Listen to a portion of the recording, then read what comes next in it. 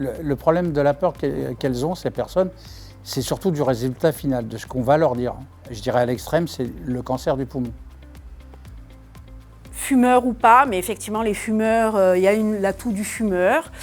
Et ils n'ont pas envie de consulter, ils ont peur de consulter parce que la plus grosse peur, c'est la peur du cancer. Ils ont peur qu'on leur annonce qu'ils auront un cancer du poumon parce qu'ils savent qu'ils sont fumeurs, etc. Et il se trouve que la dernière fois, je suis arrivé aux urgences, on m'a placé, je crois que c'était à l'époque le 4e ou le 5e étage de l'hôpital Saint-Louis.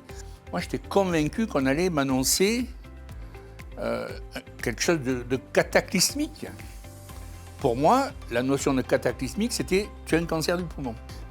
Mon médecin généraliste, à l'époque, m'en avait parlé. C'est un peu du déni, dans le sens où je savais pertinemment que j'avais un problème respiratoire, mais j'en avais peur aussi de savoir exactement ce qui allait en découler. Et il ne faut pas partir avec un a priori de quelle maladie je peux avoir, mais il faut consulter parce qu'après, les médecins, les spécialistes, c'est eux qui sont en capacité de poser un diagnostic. Et une fois que le diagnostic est posé, le bon traitement. D'où notre présence aujourd'hui pour aider tous les gens, pour leur apporter ce que nous, on n'a pas eu.